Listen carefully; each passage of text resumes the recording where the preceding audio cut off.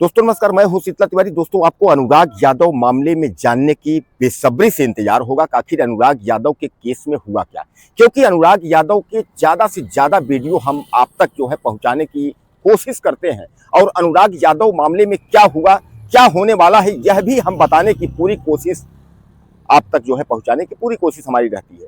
तो अनुराग यादव मामले में क्या हुआ, आप बेसब्री से इंतजार कर रहे हैं, क्योंकि 10 दिसंबर हुआ। मैंने आपको कहा था कि 10 दिसंबर को जो है बुलडोजर की कार्रवाई होगी, 10 दिसंबर को जो है जिलाधिकारी कोर्ट में फैसला होगा। तो 10 दिसंबर का वक्त जो है वो निकल गया, 11 तारीख हो गई आज। तो हम थोड़ा सा देर आए हैं, इसके लिए हम आपको प्रणाम करते हैं और हम इसके लिए जो है शर्मिंदा हैं कि बहुत बहुत शर्मिंदा है। तो बहरहाल चलिए शुरू करते हैं, आपको बताते हैं। दोस्तों जैसे ही जो है 10 दिसंबर का वक्त हुआ, ग्राम प्रधान वीरेंद्र यादव अपनी तैयारी के साथ जो है वह कोर्ट के लिए रवाना होते हैं। सत्यवीर सिंह जो वकील हैं, जो बराबर जो है मेहनत कर रहे हैं, 1 साल के अंदर उन्होंने जो है पूरी कोशिश के तहत अनुराग यादव मामले में घर को जो है ध्वस्त करवाने का जो है आदेश उन्होंने करवाया। लेकिन लालता यादव जो है शातिर आदमी, वह पहुंच गया जो है कलेक्ट्रेट और हाईकोर्ट। हाईकोर्ट से उसने स्टे ले आया। हाईकोर्ट ने यही कहा अपना मामला जो है कलेक्ट्रेट में निपटाइए। कलेक्ट्रेट में जो है उसको तारीख मिली थी, 10 दिसंबर की तारीख मिली थी। और 10 दिसंबर की जो तारीख है, तो मैं आपको बता दूं कि 10 दिसंबर को जो है अचानक तारीख फिर लगी, यानी जो है हड़ताल एक तरीके समझ लीजिए, या यह मान के चलिए कि कोई कार्य नहीं हुआ, जिसके वजह से जो है फिर एक तारीख लगी है। अब अगली तारीख जो आपको मिली है वह है 17 दिसंबर, यानी 10 तारीख के बाद 7 दिन जो है बढ़ा करके 17 को तारीख लगी है। अब 17 तारीख को क्या होगा, 17 तारीख को जिलाधिकारी क्या उस आदेश पर फिर सिग्नेचर कर देते हैं, यहाँ भैया चलो घर गिराओ, या दोस्तों इसी तरीके से चलता रहेगा? क्योंकि लालता यादव तो यही चाह ही रहा था। वह चाह रहा था कि अगर तहसीलदार कोर्ट में अगर हमने 1 साल तक मुकदमा को अगर हमने घसीटा, तो सामान्य बात है किसी और कोर्ट में जाएंगे, कलेक्ट्रेट में, दीवानी में और कमिश्नरी में या हाई कोर्ट, किसी जगह हम अगर जाएंगे तो सामान्य बात है कि इसको हम 1 साल 2 साल तक और घसीट सकेंगे। क्योंकि लालता यादव का जो है ये गजब का प्लान था। उसका प्लान यही है कि मामले को धीरे धीरे करके जो है ठंडा करने। उधर अनुराग यादव की जो परिवार है, जो फैमिली है, वह काफ़ी आपको पता ही है, शुरू से ही उनके बारे में आप जानते हैं कि काफ़ी गरीब परिवार है। दूध बेच करके गुजारा कर रहे हैं।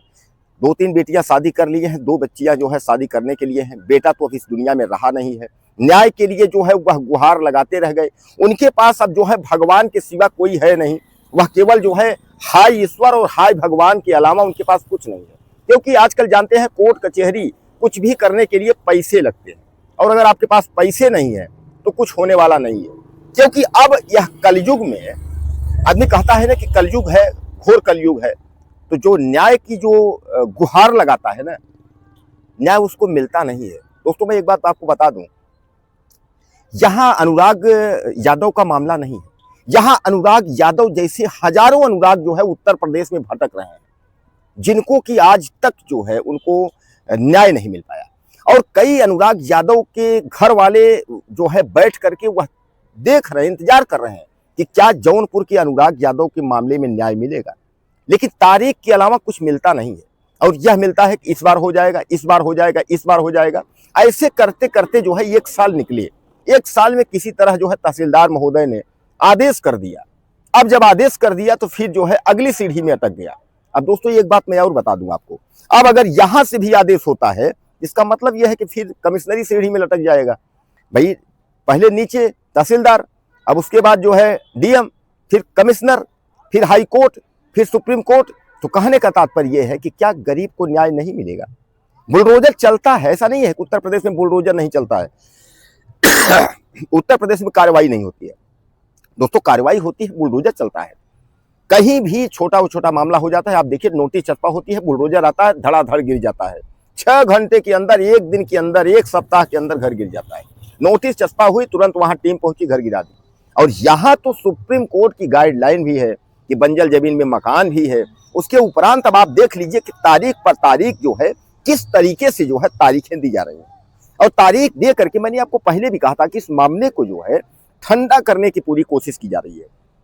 क्योंकि दोस्तों लालता यादव का जो परिवार है ना, वो सिस्टमैटिक है। सिस्टमैटिक का मतलब समझिएगा कि उसके तरफ से जो है सीधे सीधे, चाहे सत्ता का दबाव मान लीजिए, उसमें सीधे सीधे नाम आता है, वकील खुद चिल्ला रहे हैं, कि एक जो मंत्री है, मंत्री का और सत्ता पक्ष का, बीजेपी का दबाव है कि ऐसा नहीं होना चाहिए, और दबाव में जो है वहां का जो प्रशासन है कुछ कर नहीं पा रहा है।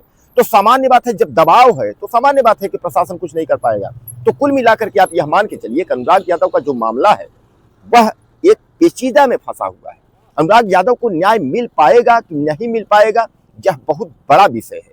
और मैं आपको बता दूं कि केवल आज नहीं, तारीख आप देखते रहें, 1 साल हो गए, तहसीलदार से निकला मामला, अब कलेक्ट्रेट में फंसा है। अब कलेक्ट्रेट में जो है वही कहानी है, तारीखें 7 दिन 10 दिन 7 दिन 10 दिन तारीखें चल रही हैं। उसके बाद कलेक्ट्रेट से क्या निकलता है, फिर कमिश्नरी में, तब तक मामला कौन सुनता है, कौन जानता है।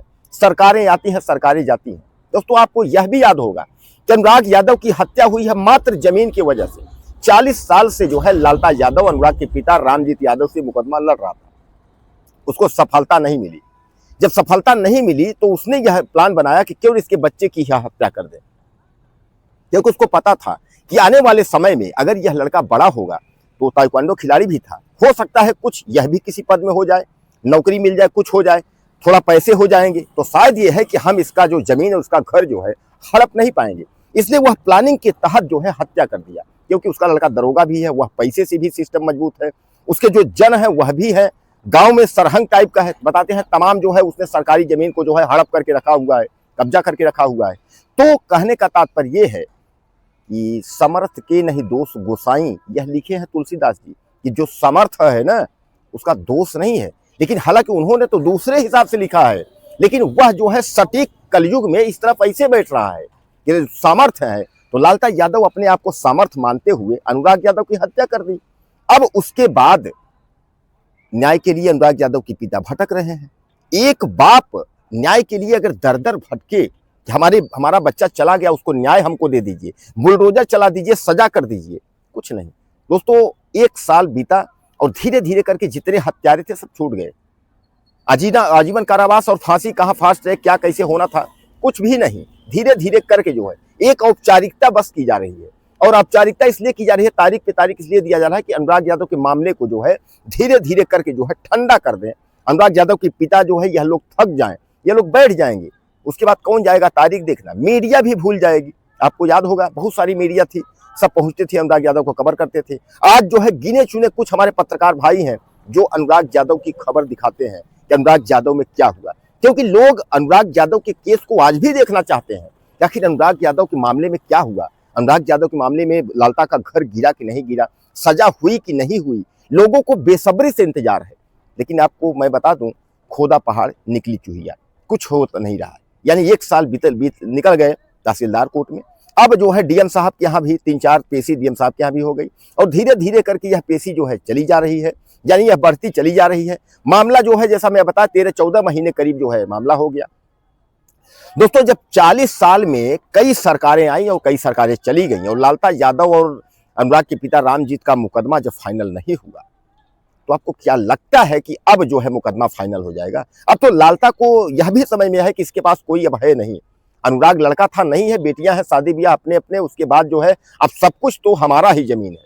लालता को इस बात को पता था पहले भी, क्योंकि अगर ये कोई नवयुवक इस तरीके का क्राइम करता है तो बातें कुछ अलग होती है, लेकिन एक पढ़ा लिखा व्यक्ति होकर के और एक सीनियर और अगर 60 साल का व्यक्ति अगर हत्या अपने बच्चों के साथ मिलकर के करता है तो वहां एक प्लानिंग के तहत हत्या होती है। तो जहां एक प्लानिंग के तहत जो है लालता यादव ने हत्या की, और उसको पूरा जौनपुर नहीं या कबीरुद्दीन नहीं, उसको पूरा प्रदेश यूपी नहीं, पूरा देश और विदेश के लोग जो अनुराग यादव के मामले में जानते हैं उसको हत्यारा मानते हैं।